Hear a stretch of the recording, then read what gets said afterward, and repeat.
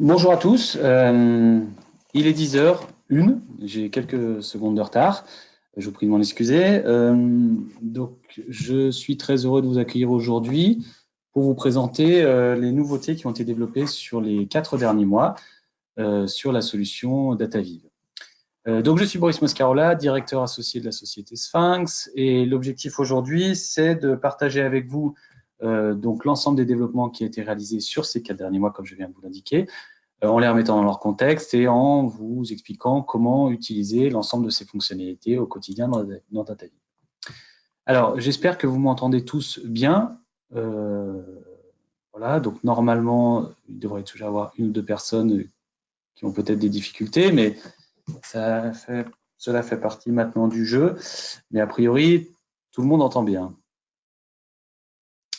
Oui, j'ai peu de réponses. Donc, je vous rappelle le principe de ce webinaire. Pendant 30 à 40 minutes, donc, je vais vous présenter l'ensemble des fonctionnalités. Vous avez un petit module sur la droite de votre écran qui vous permet de poser des questions. Donc, je tâcherai d'y répondre au fur et à mesure pour avoir un maximum de fluidité. Vous pouvez également, bien entendu, poser toutes les questions à la fin si vous préférez attendre d'avoir vu l'intégralité des fonctionnalités. En théorie, ce webinaire devait durer 30 minutes. Je crains qu'il dure quand même quelques minutes de plus parce qu'il y a vraiment beaucoup de choses à voir. Aujourd'hui, il y a beaucoup de développements qui ont été réalisés. Et c'est à peu près tout. Donc, pour poser les questions, je vous le rappelle, il faut utiliser le module de chat. Et vous n'avez pas la possibilité de vous exprimer de vive voix pour des questions de facilité de compréhension et d'audition. Voilà. Eh bien, écoutez, on va pouvoir y aller. Hop, je vais réduire tout ça. Voilà. Alors, la première chose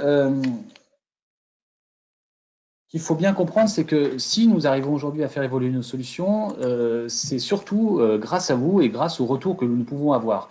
Retours qui peuvent provenir du service commercial qui est en échange régulier avec les clients, les clients qui souhaitent s'équiper de nos solutions, les chargés d'études qui travaillent sur des projets avec vous, également par vos retours d'expérience en direct que l'on peut obtenir par le biais de liens de feedback, le lien de retour qui est disponible sur l'application DataViv que je vous remontrerai ici. Donc, on a un petit smiley qui permet d'ouvrir un formulaire sur lequel vous pouvez poster tous vos commentaires, toutes vos idées à chaud dans l'utilisation. Donc, je vous invite vraiment à utiliser cette fonctionnalité-là qui nous permet au quotidien d'alimenter finalement d'alimenter nos réflexions sur l'amélioration de la solution. Voilà, pas de questions pour le moment. Donc voilà, n'hésitez pas à utiliser ce petit formulaire qui nous permet d'avancer. Donc, quelles innovations, quelles évolutions? Alors, les principales préoccupations que l'on a relevées sur ces derniers mois, il y a l'utilisation de DataViv. En premier, d'abord, c'est finalement la question qui est revenue assez régulièrement, c'est comment on peut améliorer la qualité de lecture sur smartphone ainsi que sur tablette, puisque le format de lecture sur smartphone est forcément différent d'un format sur PC, on a beaucoup moins de place. Donc, comment peut-on mieux gérer la partie responsive? Deuxième point, c'est comment faciliter le partage des vues. On avait des liens qui étaient très longs, pas forcément la possibilité de publier directement sur les réseaux sociaux, éventuellement sur Twitter, donc on a réfléchi à tout ça. Comment faciliter et puis améliorer aussi l'export des vues, puisque l'export était jusqu'à présent assez long. Lorsqu'on lançait un export, il fallait attendre que finalement l'export se déroule, se finalise pour que l'on puisse reprendre le travail, donc assez contraignant. Comment être plus efficace dans l'analyse des verbatims? Il y a beaucoup d'allers-retours entre Sphinx IQ, option Kali et DataViv, donc comment on peut limiter ces allers-retours et puis comment rendre plus facilement accessible un certain nombre de fonctions qui permettent de créer de la valeur. Comment mieux gérer les filtres? Puisqu'on a vu qu'on a des filtres sous forme de scénario. Je clique sur un graphique qui me permet de filtrer les autres objets de ma vue. Et on a également des filtres qui sont disposés dans un menu en haut qui permettent de filtrer l'ensemble des éléments. Donc, sur ces filtres-là, notamment, on n'avait pas la possibilité de gérer une mise en classe, de regrouper des modalités, de définir des périodes pour des variables dates, etc., etc. Donc, on a réfléchi à tout ça. On a eu beaucoup de retours très positifs sur les cartes géographiques. vraiment vantant les mérites de cette application, mais toujours en nous disant finalement tel pays, et pourquoi on l'a pas, et celui-ci. Donc on a réfléchi à tout ça. Et puis après, énormément de questions sur les options de calcul, les options de présentation des tableaux et graphiques. Voilà. Donc tout ça nous a amené à développer un certain nombre de choses. Sur le module d'export, la première chose, c'est qu'on a fortement amélioré les exports grâce à la gestion d'une file d'attente. Comme lorsqu'on va en caisse, lorsqu'on va faire les courses, on a toujours un effet d'engorgement au niveau de la caisse. Bon, là, c'est pour éviter qu'il se passe la même chose, c'est-à-dire qu'on peut lancer un export, et une fois que l'export est en cours, on peut continuer de travailler, et l'export va se réaliser dans son coin, et on sera alerté qu'une fois qu'il sera terminé. D'autre part, on peut gérer l'impression ou l'export pour une plage de pages, pas forcément exporter l'intégralité du rapport, et puis générer des exports par lot, c'est-à-dire que la possibilité de demander à ce qu'un export soit généré pour toutes les modalités d'une variable. Par exemple, j'ai une variable mode d'hébergement, je voudrais un rapport pour l'hôtel, un rapport pour le camping, un rapport pour la maison haute et un rapport pour chez les amis. Voilà, donc tout ça filtré sur les données. Alors, j'ai une question. Il faudrait aussi le filtre pour le nettoyage de données. Alors, ouais, ça on verra. Je ne sais pas si on aura bien compris la question. Alors, la nouvelle gestion du responsive. Donc, je vous disais qu'on a pas mal de questions liées à la qualité de la lecture sur smartphone. Donc, une des données qu'il faut bien prendre en compte aujourd'hui, c'est que sur les chiffres, une source Médiamétrie 2019, aujourd'hui en France, on a 33 millions de personnes qui consultent régulièrement des données Internet sur mobile, 22 millions sur ordinateur et 12 millions sur tablette. Et à savoir qu'à peu près 59% des Français consultent sur l'ensemble de ces supports. Donc, ce n'est pas forcément un usage exclusif. Donc, ça veut dire quand même qu'on a tout intérêt à se dire qu'il est vraiment important que les rapports que l'on conçoit soient également adaptés au format smartphone. Même si pour la plupart d'entre vous, vous êtes dans un environnement B2B, sur des communications qui sont internes, donc des personnes qui consultent les résultats sur PC, on a quand même de plus en plus de gens qui sont finalement au travail, continuent de consulter sur téléphone, donc il faut adapter tout ça.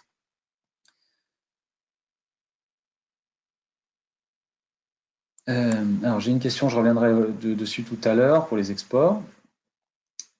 Voilà, sur les fonctions d'analyse textuelle, donc on a dans DataViv maintenant la possibilité d'analyser directement l'orientation, d'identifier les concepts, de gérer les expressions, donc les groupes nominaux, et de pouvoir colorer le verbatim selon l'orientation. Donc toutes ces options, ces nouvelles options qui sont disponibles directement dans DataViv, le sont pour les clients qui ont soit une version premium du logiciel, soit qui ont réalisé des enquêtes avec Sphinx Cali et qu'ils ont publiées sur Sphinx Online. Donc dans ces cas-là, on détecte l'option Cali, donc ils ont droit à ces options. Donc on reviendra dessus.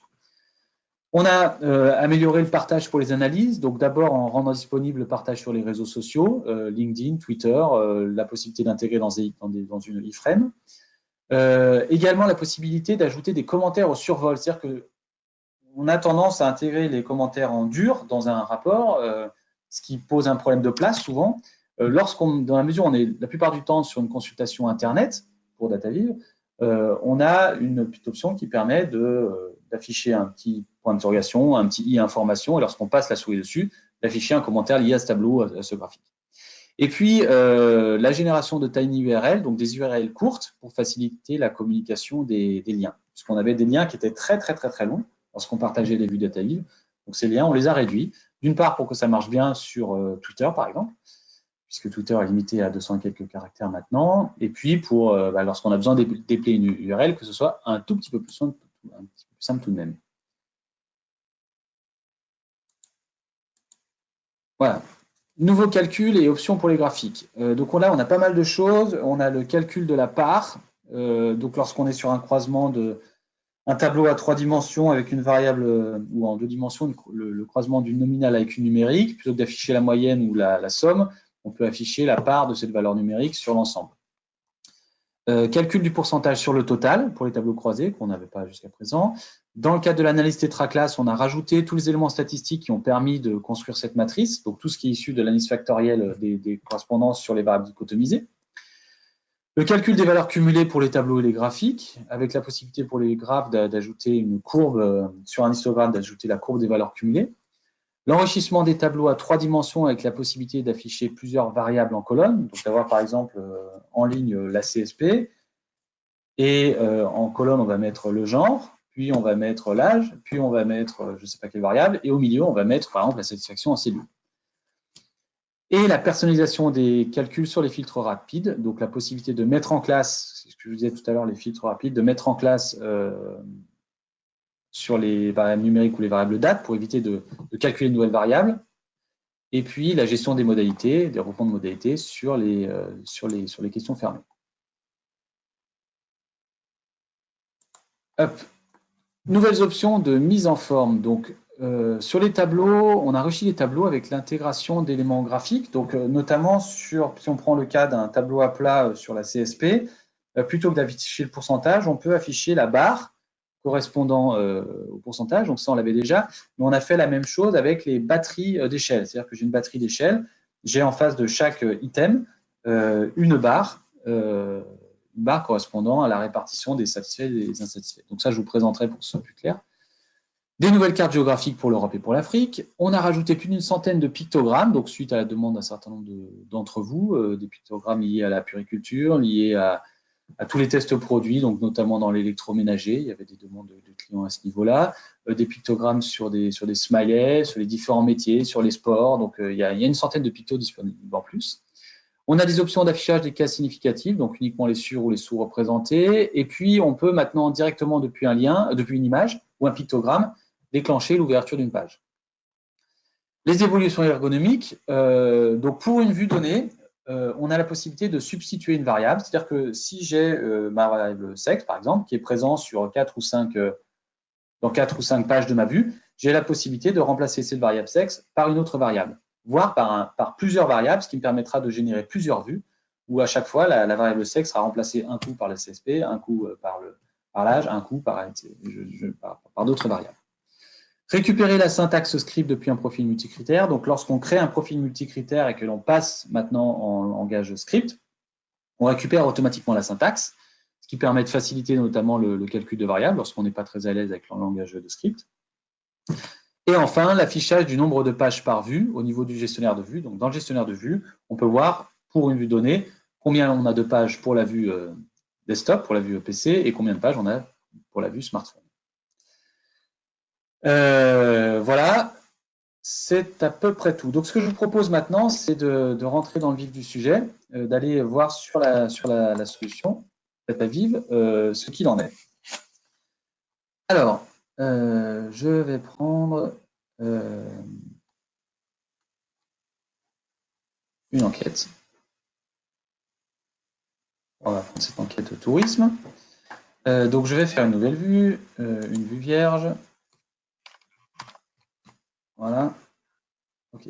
Donc, la première chose, comme je vous disais, enfin la première chose, pas forcément la première, mais une des choses, c'est qu'on a travaillé sur les exports. Donc, je vais faire quelques pages. Comme ça, je vais mettre mon mode d'hébergement, je vais mettre avec les lieux de séjour, je vais avoir quelque chose de très, très long. Voilà. Et puis, je vais mettre une batterie d'échelle. Alors, au niveau de l'export, on retrouve donc le bouton exporter en haut à droite avec la possibilité de générer un document. Et donc, on retrouve les formats PDF, PPT, CSV, DocX, etc. Et il y a donc plus d'options. La première chose qu'il faut remarquer, c'est lorsqu'on lance l'export, on a l'impression qu'il ne se passe rien, mais en fait, on voit en haut que le logiciel travaille. Donc, il travaille, lui, mais ce qui nous permet, nous, de notre côté, de continuer à travailler. Donc, à produire des choses, à modifier les éléments, sachant que l'export qui est fait, donc on voit qu'il évolue, il avance, il est maintenant disponible, et il correspond à ce que j'ai demandé au moment où j'ai lancé mon vue. Donc, j'ai mon export PDF qui est réalisé. Alors, on avait un certain nombre de clients qui avaient des problèmes d'export lorsqu'on était sur des rapports très, très longs de plusieurs dizaines de pages, 50, 60, 70 pages, voire une centaine. Donc, l'export n'aboutissait pas. Donc, aujourd'hui, c'est complètement réglé, que l'on ait 10, 100 ou 1000 pages, l'export se réalisera. Alors, effectivement, sur 1000 pages, ça prendra un petit peu plus de temps, mais le logiciel aboutira. Donc, on peut exporter de cette manière. Donc, on retrouve toujours la liste des exports disponibles. Et puis, on peut choisir une sélection personnalisée de pages. Donc, je veux de la page 1, je veux la page 1 et la page 3. Donc, on retrouve la syntaxe qu'on a partout dans tous les logiciels pour les exports. Et également, donc, comme je vous disais, la possibilité de générer un export pour toutes les modalités d'une variable. Donc, dans le cas présent, alors je vais peut-être pas prendre voilà, je veux faire un export, j'ai mis quoi ici pour le premier séjour. Voilà, donc j'ai mon truc là. Donc je vais exporter pour, par exemple, je veux un rapport pour les hommes, un rapport pour les femmes, donc pour toutes les modalités de genre. Voilà, donc l'export va se réaliser. Il va me générer donc un fichier zip dans lequel je vais trouver un PDF filtré sur les hommes pour ce rapport et un PDF filtré sur les femmes. Voilà, donc je vous inviterai vraiment à le tester, ça marche très bien et ça permet de gagner beaucoup de temps. Sur la gestion du responsive, donc imaginons j'ai... Alors je vais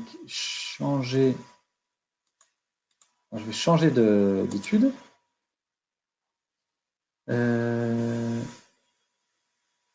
Et je vais rester sur cette enquête. Hop là, je vais y arriver.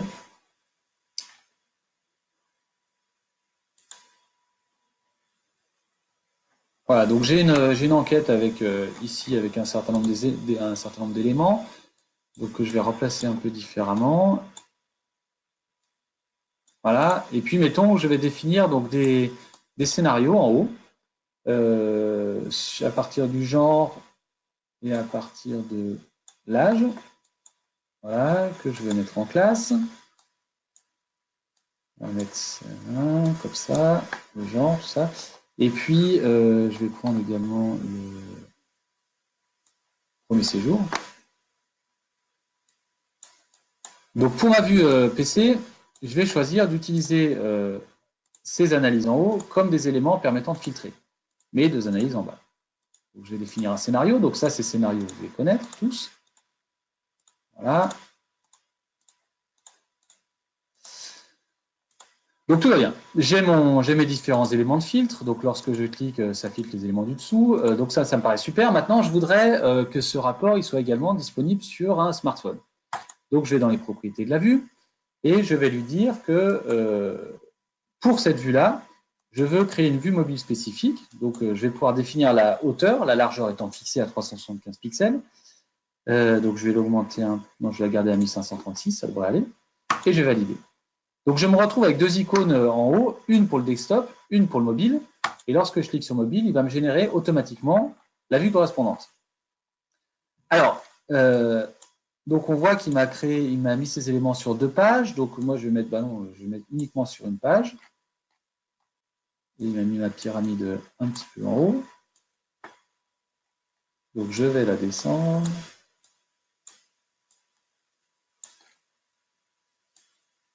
Et je vais la réduire.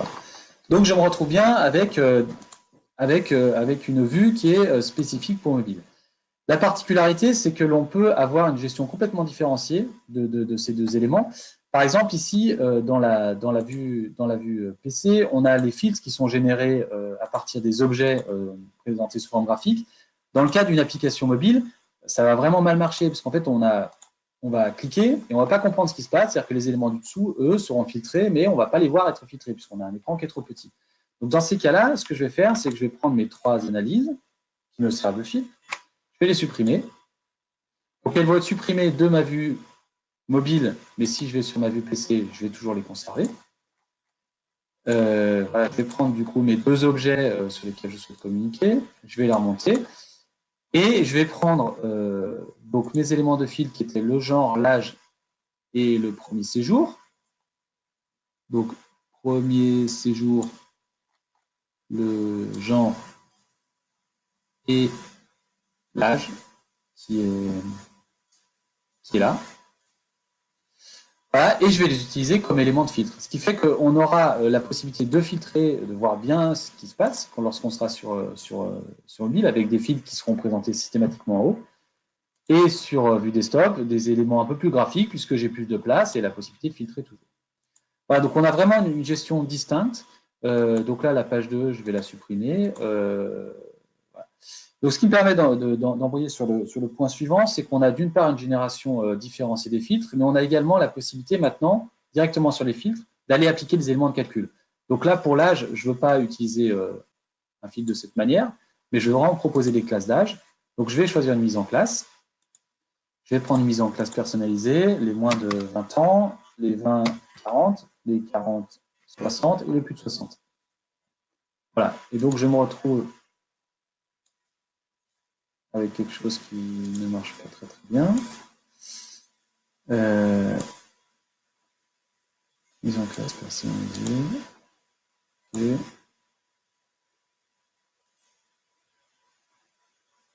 Ouais.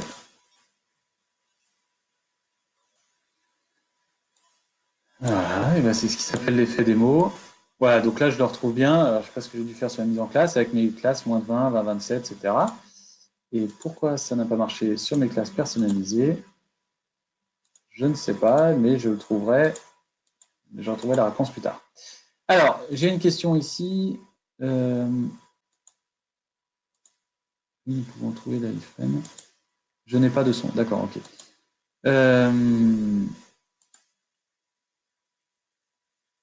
Non, donc en fait, je n'ai pas de question pour le moment liée à ces éléments-là. Donc voilà sur la partie responsive, donc on a fait un gros travail là-dessus, ce qui fait que concrètement, lorsqu'on lance un rapport sur PC, on aura cet affichage-là.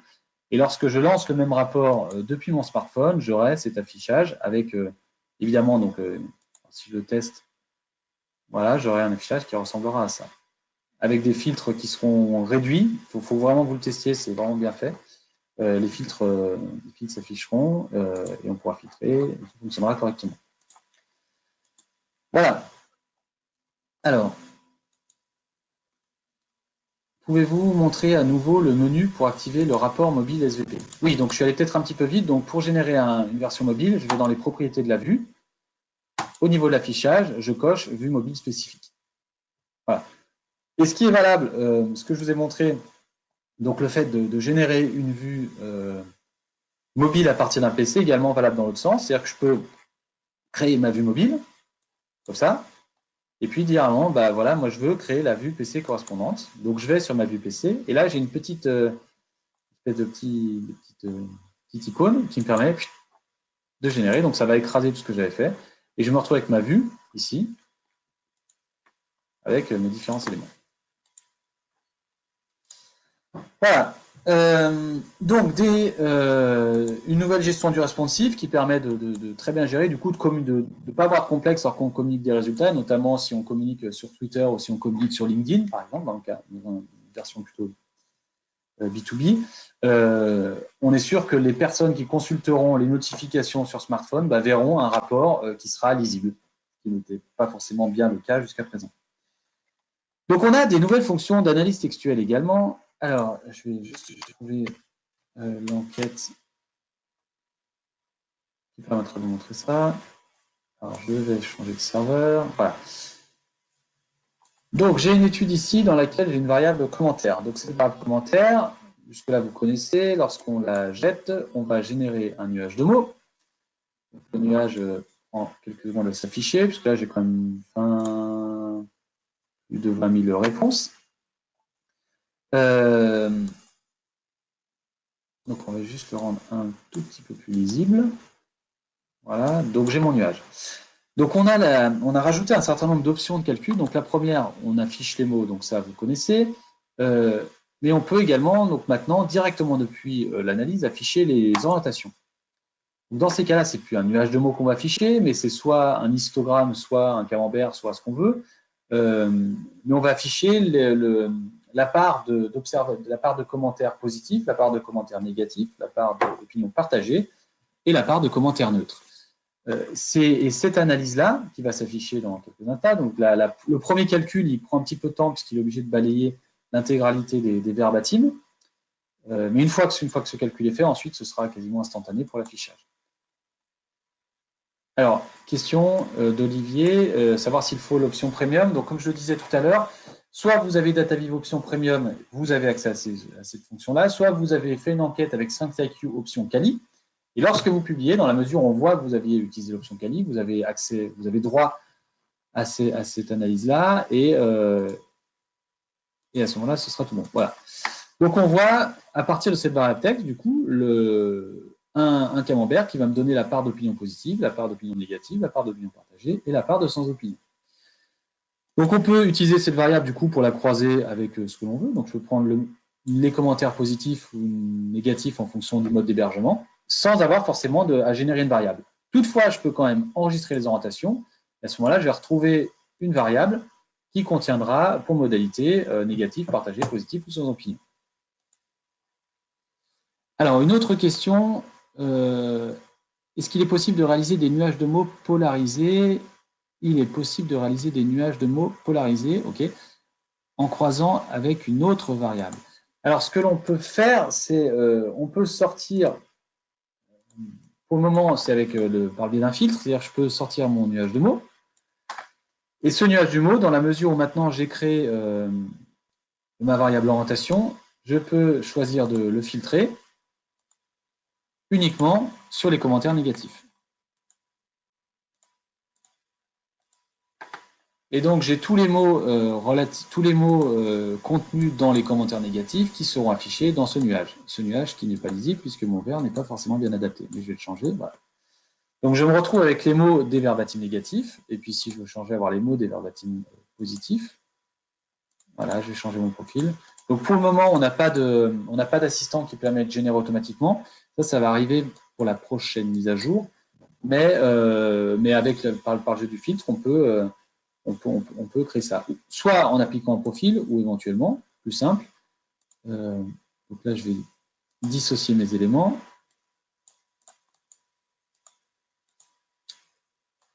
Je vais afficher les orientations. Tac.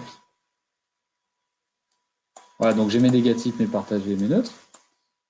Et donc, je peux aller créer un scénario, filtrer les analyses. Et donc, je peux voir les mots des commentaires partagés, les mots des commentaires négatifs, etc. avec le filtre. Les partagés, les positifs. Alors, la couleur va bien choisie. Et ce qu'il faudra faire ici, c'est éventuellement enlever tous les mots qui n'amènent rien, notamment le mot lac. Alors, j'ai d'autres questions. Est-il possible de réaliser comment peut-on savoir si c'est significatif le croisement? Exemple de commentaires positifs sur famille amis. Alors, je vais vous montrer ça. Et à partir de quand peut-on disposer de ces nouvelles fonctionnalités? Donc, ces nouvelles fonctionnalités sont disponibles sur tous les serveurs mutualisés là depuis la semaine dernière et sont disponibles sur les serveurs dédiés. Donc, c'est en cours là. J'ai plus le calendrier exact, mais les personnes qui sont sur les serveurs dédiés devraient l'avoir là d'ici fin de semaine. Enfin, c'est là dans les prochains jours. Comment sont classés les commentaires dans les catégories d'opinion? Alors, je ne suis pas sûr de comprendre la question. Je vais vous répondre différemment. Les algorithmes qui sont appliqués sont les mêmes que ceux qui sont appliqués sur Sphinx Kali. C'est-à-dire qu'on va, donc, comme vous savez, je pense, on intègre la technologie développée par Synapse, société toulousaine qui travaille sur l'intelligence artificielle et sur le traitement automatique du langage naturel. Donc, on a intégré leurs algorithmes de calcul d'orientation. Donc, on va regarder le texte et en fonction d'une part des lexiques et d'autre part de la syntaxe, donc l'analyse morphosyntaxique, on va pouvoir définir si un commentaire est positif ou négatif. Donc, dans ce cas-là, si je veux voir, par exemple, ce qui m'était demandé tout à l'heure, comment peut-on savoir si c'est significatif le croisement, par exemple, avec famille amis? Donc, pour savoir s'il y a un lien entre l'hébergement et les commentaires, je vais prendre mon mode d'hébergement. Ah, pas l'activité, pardon. Je vais prendre mon mode d'hébergement, je vais le croiser. Et ensuite, pour savoir s'il y a un lien, simplement, je vais appliquer un test statistique. Je vais colorier les valeurs significatives. Et je vais pouvoir savoir par... alors, peut-être que je le mette dans l'autre sens. Je vais permuter. Donc, j'ai mes modes d'hébergement qui sont là. Et on va pouvoir voir si, par exemple, à l'hôtel, on a on a moins de commentaires significatifs qui sont sous-représentés par rapport aux autres modes d'hébergement. À l'inverse, les familles amies déclenchent plus de commentaires positifs qui sont surreprésentés. Voilà. Donc, je vais poursuivre. Donc, dans ces fonctions d'analyse textuelle, après, vais pas pouvoir répondre à toutes les questions parce que le temps est assez court. Il est déjà 10h30, j'ai encore plein de choses à vous montrer. Donc après, je vous inviterai à vous rapprocher soit de vos interlocuteurs commerciaux, soit éventuellement de chargés d'études, pour ceux qui travaillent avec des chargés d'études en accompagnement, pour découvrir ça de manière un peu plus approfondie. Donc l'autre fonction que l'on a, qui est disponible, c'est également l'identification des concepts. Donc c'est finalement qui consiste à effectuer une analyse thématique. Donc qui est basée sur le thésaurus qui est disponible dans Synapse. Donc on va identifier toutes les grandes idées, tous les concepts qui sont présents dans le texte. Voilà, donc même chose sur la première, ça prend quelques secondes. Puisqu'il faut le calculer. Mais une fois que c'est fait, ça va beaucoup plus vite. Et puis on peut choisir le niveau de concept. Donc là, il va toujours en train de faire.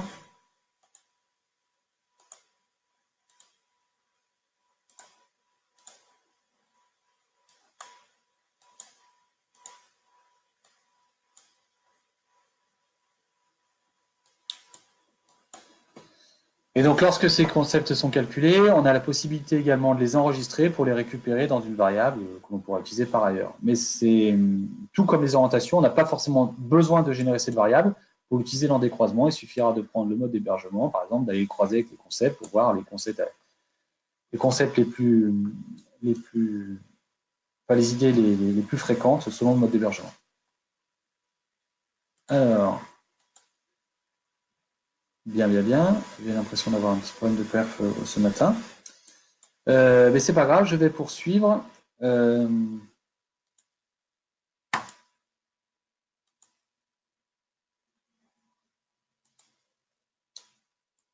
Voilà, ça fait partie de l'effet des mots. Je vais poursuivre. Donc, on a également sur l'analyse textuelle travaillé sur l'identification des expressions. Donc, on a ici un petit lien, gérer les expressions, qui permet d'identifier donc tous les groupes nominaux, donc toutes les suites de mots les plus fréquemment utilisés. Et donc, on pourra utiliser ces expressions comme fragments de verbatim. Alors, est-ce qu'on peut voir les concepts communs et les concepts spécifiques? Question de Francesco. Donc, pour le moment,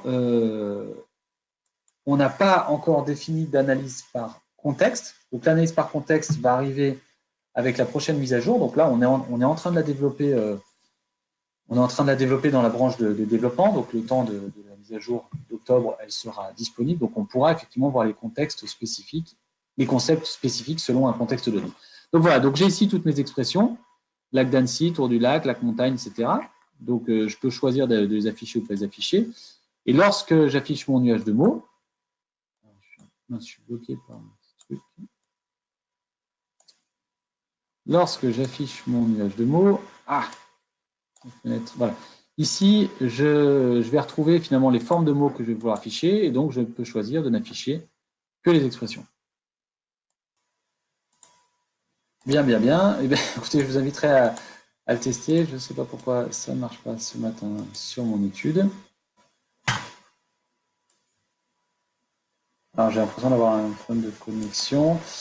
Alors, c'est pas grave. J'ai une question, j'en profiter. Donc, est-il possible de regrouper les mots en tenant compte des différentes orthographes? Par exemple, le même mot écrit avec un accent ou sans, avec une majuscule ou pas. Donc, la gestion des majuscules, la gestion des accents est normalement gérée de manière native. Donc, les mots seront regroupés puisqu'on fait une analyse morphosyntaxique. Bon, alors attendez, je vais changer de serveur parce qu'en fait, je suis allé sur un serveur de dev, ce qui était une très mauvaise idée. Je vais revenir à l'accueil. Je vais prendre...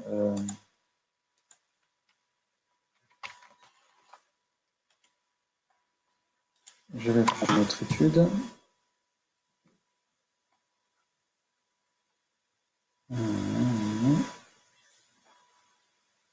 Voilà, sur laquelle je devrais avoir des données, des commentaires texte. Suivant.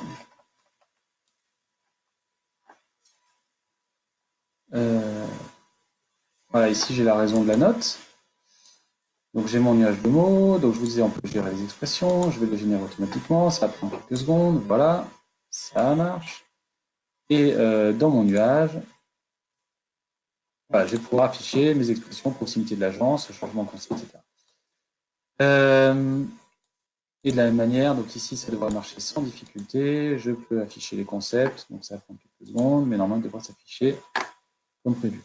Alors, voilà, donc je retrouve bien la liste de mes concepts. Je vous prie de m'excuser, je suis allé sur un serveur de développement, donc je pense qu'il y avait une petite opération de maintenance dessus, ce qui explique que ça ne fonctionnait pas très bien. Voilà, donc les concepts, les orientations, la possibilité d'afficher les expressions, donc beaucoup de choses. Et puis également, sur l'analyse de texte, la possibilité d'afficher les verbatims en les colorant selon leur orientation. Donc je vais afficher le verbatim et je peux donc colorier selon l'orientation. Je vais voir en vert les éléments positifs, en rouge les éléments négatifs. Voilà. Donc si vous avez des questions, elles sont les bienvenues, je vais pouvoir y répondre. Alors, mais on va quand même avancer parce que l'heure tourne. Donc je vous l'avais dit en introduction, on a plus de possibilités de partage pour les analyses, notamment sur le partage d'une vue. Donc on va retrouver le partage sur Facebook, le partage sur Twitter, le partage sur LinkedIn et surtout des URL qui sont vraiment raccourcis pour le coup. Donc je peux copier le lien de partage ici et lorsque je le colle, on voit qu'on est sur une URL qui est beaucoup moins longue que ce qu'on avait précédemment puisqu'il n'y avait pas suffisamment de place dans toute la petite fenêtre pour l'afficher. Voilà, donc ça permet de communiquer plus facilement et notamment sur Twitter, d'avoir des URL qui prennent moins de place, qui peut dégager de la place pour la communication textuelle. Alors, au niveau des analyses, je vous le disais tout à l'heure, on a rajouté des éléments au survol. Donc, je prends, par exemple, là, ici, l'évolution des échanges. Je peux maintenant donc rajouter ce qui s'appelle une infobulle, donc qui est là. Donc, je clique sur infobulle. Par défaut, on a un petit i qui s'affiche. Donc, lorsque je clique sur mon écran, on va me demander quel est le texte que je souhaite afficher pour rendre mon analyse plus intelligible. Voilà, donc je vais pouvoir rajouter des éléments de texte et puis choisir l'icône qui permettra d'illustrer. Donc on va retrouver la liste de toutes les icônes, ce qui me permet au passage de vous présenter donc les nouvelles icônes, les nouveaux pictogrammes qu'on a ajoutés. Donc on a des pictogrammes liés à la profession, donc fermier, artisan, cadre, profession intermédiaire, etc. Sur la périodicité, donc toujours, jamais, rarement. Sur les métiers, donc la profession et métier qu'on a distingué avec l'informatique, la police, c'est plutôt les secteurs d'activité ici. On a rajouté plein de sports également, pour ceux qui évoluent dans le milieu sportif. Pour ceux qui sont plutôt françaises des jeux, on a des petits jetons de poker. On a pas mal d'électroménagers avec des fers à passer, des centrales vapeur, voilà, parce qu'on a des clients qui travaillent là-dessus. On a toutes les parties du corps, enfin une certaine partie, les bras, les jambes, les mains. Donc ça, c'est plutôt pour ceux qui travaillent dans la cosmétologie. L'électroménager, les corps. Alors on l'a mis dans une rubrique faite, mais en fait, il s'agit c'était pour donner les tranches d'âge. Le mieux qu'on a trouvé, c'est des gâteaux d'anniversaire. Plus j'ai de bougies, plus je suis vieux. Voilà. Voilà. Donc après, je vous inviterai à regarder. On a également sur la puriculture des petites choses qu'on a des clients qui sont là-dedans. Donc j'ai rajouté mon tooltip et maintenant, lorsque je suis au survol, voilà, on va pouvoir voir le commentaire qui s'affiche. Et donc lorsque je communique mon analyse, le lecteur pourra voir le commentaire qui lui permet de comprendre ce qui est présenté dans l'analyse. Est-ce qu'on a une question d'Aurélie, est-ce qu'on a la possibilité d'importer nos propres symboles? Alors, dans DataViv, on a la possibilité d'insérer des images. Voilà. Donc, des images, soit de notre galerie de pictogrammes qu'on a créé, soit insérer vos propres images. Et là, vous allez chercher dans votre bibliothèque d'images. Mais pour ce qui est du lien d'infobulle, là, vous ne pouvez pas insérer votre propre image. C'est vraiment, uniquement notre bibliothèque de picto. Enfin, uniquement. En même temps, je pense qu'on en a à peu près, je ne sais pas combien, mais on en a plusieurs centaines. Donc, vous avez quand même du choix. Pour symboliser la notion d'information, il y a pas mal de choses à faire. Voilà, donc vous pouvez changer la couleur de fond pour que ce soit... Non, la couleur de fond, c'est là. Là, c'est l'icône. Voilà, une couleur de fond bleu, une icône en rouge. Pour arriver à créer ça. Voilà, donc après, on a plein de nouvelles options sur les tableaux. Alors, tout d'abord, lorsqu'on est sur un tableau croisé, Alors, je vais à nouveau changer d'enquête. Je vais prendre celle-ci. Voilà. On a vu échantillon. Hop. Donc, lorsque je prends mode d'hébergement croisé avec CSP, par exemple, donc je vais afficher un tableau. Et dans mon tableau, j'ai maintenant la possibilité de choisir les pourcentages en ligne, en colonne ou sur le total. Dans le cas d'un croisement 3D, donc voilà, le pourcentage sur le total, je vous disais tout à l'heure, on a la possibilité de calculer la part sur des éléments numériques. Donc, si je veux regarder alors pas la durée du séjour, mais la dépense totale, je l'insère en cellule. Donc, je peux afficher ma somme. Où est-ce qu'elle est, la somme? Elle est là. Effectivement, je peux afficher ma somme. Et si je veux voir combien cette somme pèse sur l'ensemble, je peux aller ajouter également la part. Et donc, je vois que sur l'ensemble du chiffre d'affaires généré, les cadres moyens à l'hôtel représentent 18% des dépenses. Voilà, donc un calcul supplémentaire. Et puis, dans ces tableaux, on a rajouté des éléments graphiques. Donc, on a notamment la moyenne qui peut être exprimée graphiquement, voilà, avec une petite barre qui permet de symboliser la valeur. On a fait la même chose avec le NPS. Et puis, on l'a fait également pour les batteries d'échelle. Pour les batteries d'échelle, si je veux par exemple présenter d'une part les négatifs, la répartition négative-positive et en même temps représenter la moyenne, je vais me placer sur un tableau. Et dans ce tableau, je vais choisir d'afficher les pourcentages en barres empilées. Voilà, je vais prendre une opposition de 2 couleurs, du rouge, du vert pour les positifs. Et je vais augmenter un peu la taille, je vais me mettre à 30 pixels. Voilà. Et donc, je me retrouve avec mon tableau dans lequel finalement, c'est un mix entre tableau et graphique, dans lequel je pourrai afficher la répartition des négatifs et des positifs. Éventuellement, si je veux regrouper les pas d'accord, ça je vais mettre négatif. Et puis les autres, plutôt d'accord, je vais mettre positif. Voilà, je ne vais pas détailler. Et j'ai la répartition positive-négative avec la moyenne et je peux en plus ajouter éventuellement le taux de réponse. Voilà. Donc des éléments qui permettent d'enrichir graphiquement les tableaux. Pour les tableaux également, on a le calcul des valeurs cumulées. Donc si je prends mon mode d'hébergement que j'affiche sous forme de tableau, alors d'abord si je suis sur un graphe histogramme, voilà, je peux, alors celui-là, il prête à confusion, parce qu'en fait, on est sur des éléments croissants, mais c'est pas grave. Je peux rajouter la courbe des valeurs cumulées, ce qui fait que je vois effectivement que j'ai les hôtels qui pèsent 19,4%, l'hôtel qui représente 21,5%, mais sur la courbe des valeurs cumulées, on est à 40% sur hôtel et camping. Location gîte, c'est plus camping plus hôtel, c'est 66%, alors que location gîte, c'est seulement 26%. Donc, on a cette courbe qui vient s'ajouter au graphe. Et pour les tableaux, on peut avoir, ou tableau ou graphe d'ailleurs, on peut avoir les pourcentages qui sont calculés en cumulant les valeurs. Donc 19% d'hôtel, donc hôtel et camping c'est 40%, hôtel, camping, location 66%, etc., etc. Pouvez-vous mettre à disposition cette base de démo en mode bac à sable sur notre compte? Question d'Anne. Alors je vais voir si on a un bac à sable et à ce moment-là je vous trouverai cette petite enquête de démo. Oui, bien sûr. Donc c'est la question d'Anne. Donc le calcul des valeurs cumulées pour les tableaux graphiques, donc ça marche également sur les croisements les croisements 2D. Donc voilà, ici je peux avoir le cumul lorsque je suis sur mon tableau pour la somme, donc uniquement évidemment pas sur la moyenne, parce que la moyenne on ne va pas faire un cumul de moyenne, ça n'a pas vraiment de sens. En revanche, pour la somme qui est ici, je peux choisir de cumuler les valeurs. Donc, j'ai mon chiffre d'affaires cumulé par mode d'hébergement. Voilà. Alors, j'ai une question de Francesco. Les échelles systématiques et où les valeurs aberrantes peuvent être calculées seulement sur Sphinx IQ2? Oui, alors l'identification des échelles systématiques et valeurs aberrantes, pour le moment, on ne les a que sur Sphinx IQ. Effectivement, ce sont des opérations de gestion de données. Et pour le moment, sur les opérations de gestion de données, on n'a pas encore tout rapatrié dans le DataVis. Donc, ça viendra peut-être un jour, mais DataVis est vraiment dédié à l'analyse et à la communication des résultats plus qu'à la gestion de données. Et dans la mesure où vous avez IQ, vous pouvez identifier ces observations et puis après filtrer sur ces éléments-là dans le tableur.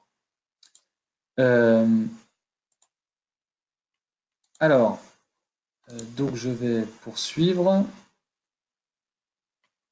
Donc, alors on a, comme je disais tout à l'heure, on a enrichi les tableaux 3D. Donc si je prends mon mode d'hébergement que je vais croiser avec le premier séjour, par exemple. Et puis je vais voir la durée du séjour selon le mode d'hébergement, etc. Donc je vais me mettre sous forme de tableau pour que ce soit plus visible. Voilà, donc je vais enlever mon total. Donc maintenant, ce que l'on peut faire, c'est que pour le mode d'hébergement premier séjour, donc là j'ai la durée du séjour moyenne, je peux choisir également de la croiser avec le genre, que je vais rajouter en colonne.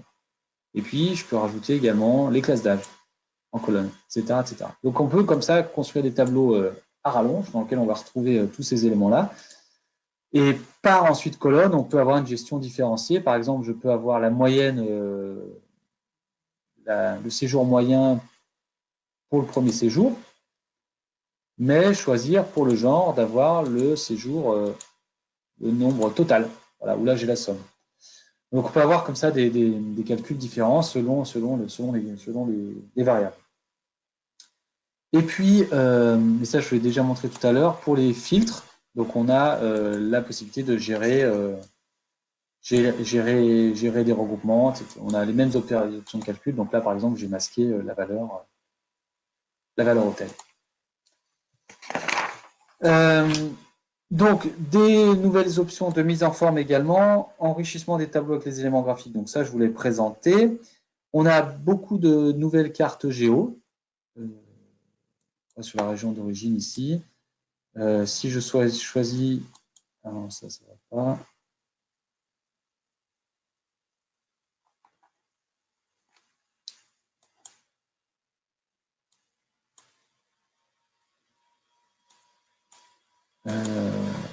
Donc on a, ouais, je ne vous montre pas tout de suite parce que j'ai pas d'exemple, mais je pas vraiment d'exemple pour ça, mais on a rajouté tous les pays d'Europe, on a rajouté pas mal de pays d'Afrique. Donc les pictogrammes, je vous les ai montrés. Les options pour les options d'affichage pour les croisements également. Donc si je prends voilà ici. Donc l'origine de mes touristes, le mode d'hébergement selon l'origine. Donc lorsque je fais un test statistique, je peux choisir d'afficher toutes les valeurs ou uniquement les surreprésenter ou uniquement les sous-représenter. Voilà. Donc on voit bien que là on a que du bleu, là on n'a rien, et là on n'a que du bleu également puisqu'on n'a que des éléments surreprésentés. Et puis sur la mise en forme, donc on peut insérer un lien depuis une image ou un pictogramme. Donc lorsque je rajoute mon image, je peux rajouter un scénario qui permet soit de naviguer vers un lien externe, soit éventuellement de naviguer vers une page, et puis je vais mettre vers la page 3. Lorsque je enregistre, lorsque je clique dessus, j'arrive à la page 3. Voilà, ce qui permet éventuellement de gérer des sommaires. Je mets en page 1 tous mes éléments, et puis après, lorsque je clique, ça renvoie vers une page. Alors, une autre question. Bonjour, les DOM-TOM ont-ils été inclus dans les nouvelles cartes? Oui, on a des DOM-TOM. J'ai plus la liste exacte, mais je vous inviterai à regarder, vérifier qu'ils sont bien présents. Donc, au niveau des évolutions ergonomiques, on a développé la fonction qui permet de substituer une variable. Donc là, on voit par exemple qu'on a le mode d'hébergement qui est présenté en page 5, qui est également présenté en page 4, qui est également présenté en page ici et ici.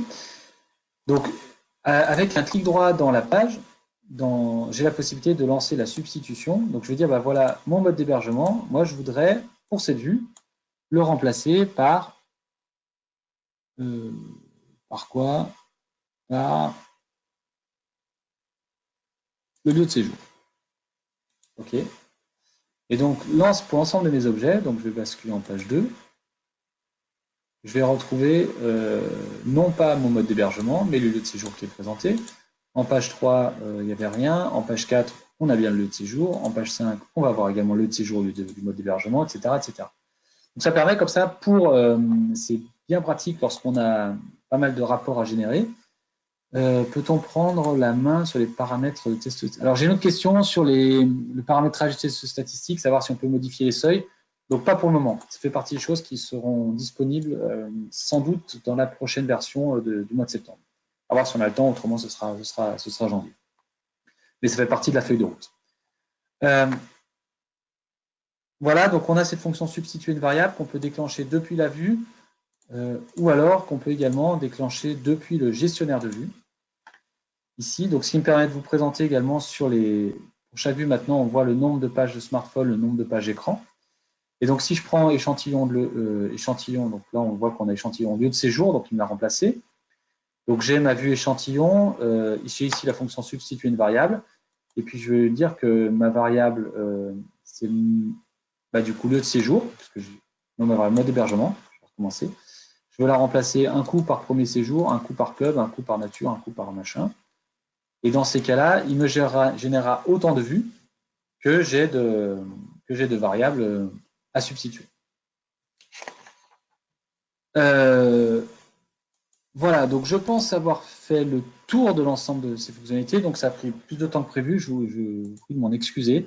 Il y a effectivement beaucoup de choses, il y a eu pas mal de questions également. Donc si vous avez des questions, c'est encore possible. J'ai encore quelques minutes à passer avec vous si vous souhaitez. Et je vois que les questions arrivent. Donc une question de Corentine. Peut-on prendre la main? Non, ça je l'ai déjà lu. Une question de Julie. Comment afficher sur un graphique les deux valeurs effectives pourcentage en même temps?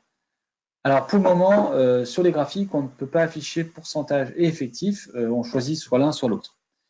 Donc à voir si c'est effectivement très important, on peut l'envisager. Question de Aurélie, est-il possible d'ajouter de nouvelles polices afin de respecter notre charte graphique sur les rapports?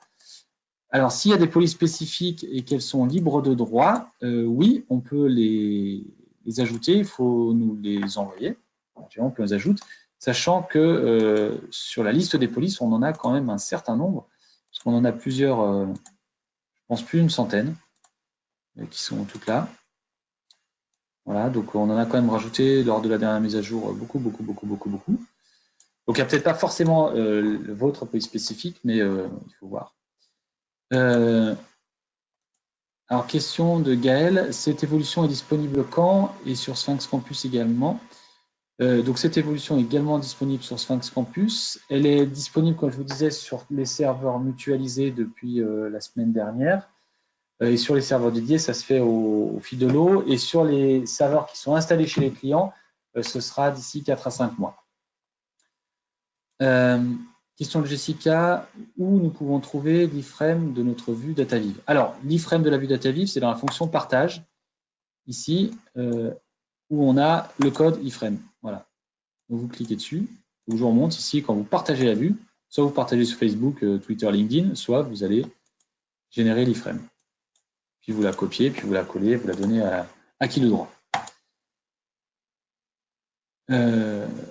Voilà, s'il y a d'autres questions, je suis encore là. Autrement, je vous souhaite une excellente journée. J'espère que ces évolutions vous faciliteront la vie au quotidien et vous permettront de gagner plus de temps et d'être plus efficace dans les restitutions que vous proposez à vos clients. Je jette un dernier coup d'œil pour voir si j'ai pas vu quelque chose. Voilà. Et bien, c'est à peu près tout. Donc, merci à tous. Une autre question. Est-ce que lorsqu'on clique sur la poubelle, on supprime uniquement la file d'attente ou le rapport DataViv? Ah oui. Alors, lorsqu'on exporte et qu'on clique sur la poubelle, on supprime le rapport qui a été généré, mais c'est pas très grave, puisqu'en fait, on peut, je valide, on peut de toute façon le régénérer. Donc, ne vous inquiétez pas, lorsque vous cliquez sur exporter le document, si je fais ici, voilà, je me dis, ah non, j'en veux pas, je clique sur la poubelle, je n'ai pas tout perdu. Le manuel DataViv en ligne sera-t-il mis à jour? Alors, le manuel DataViv en ligne est normalement mis à jour avec toutes ces nouvelles fonctionnalités. Et là, on se demande si je bluffe, comme Marconi, mais je ne pense pas. On met vraiment à jour au fur et à mesure. Donc, un exemple, qu'est-ce qu'on avait? Alors, ce qu'on a mis, substitue. Ah, la petite fonction substituer une variable, c'est un bon exemple, n'y est pas. Et je pense sur l'export, par exemple.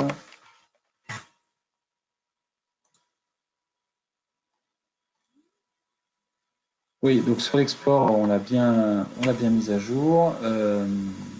Voilà, normalement, enfin, c'est peut-être pas encore tout, mais on est globalement à jour sur la documentation. Voilà, alors une autre question. Ah non, c'est une information, très bien, merci. Voilà, et bien écoutez, très bonne journée à tous, et je vous dis à très bientôt. Ah, non, encore une autre question. Est-il possible d'afficher une zone de texte seulement lorsqu'un filtre a été sélectionné? Oui, c'est possible. Si par exemple, j'insère ici une zone de texte, blablabla, je vais le rendre dépendant d'un scénario. Alors, je vais dire, voilà, lorsque je clique sur Home, je voudrais que ce truc-là s'affiche. Donc, je vais, dans les scénarios, sélectionner le texte comme un des éléments filtrables. Et sur mon texte, je vais dire présenter uniquement si ma variable genre, qui est là, est parmi Home. Et lorsque je prévisualise, donc il ne se passe rien sur femme, il ne se passe toujours rien, et sur homme, mon texte s'affiche. Hop, hop, hop, hop. Voilà. Est-il possible d'accéder directement à travers, alors une autre question de Mansour, est-il possible d'accéder directement à travers un lien à DataViv avec une enquête passée en paramètres? Exemple, non, les URL, non, justement, les URL sont des URL cryptées pour éviter de toute attaque. Tout est crypté, donc on ne peut pas passer de paramètres d'enquête de cette manière-là. Voilà. Eh bien, écoutez, je vous dis à très bientôt. Je vous souhaite une excellente journée. Et si vous avez de nouvelles questions, n'hésitez pas à vous rapprocher de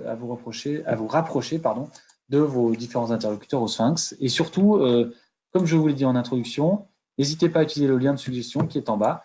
On récupère, on récupère beaucoup d'informations par ce biais et ça nous est très, très, très utile. Et du coup, je pense que ça vous est, par effet de ricochet, très utile à vous aussi. Bonne journée, à très bientôt. Au revoir.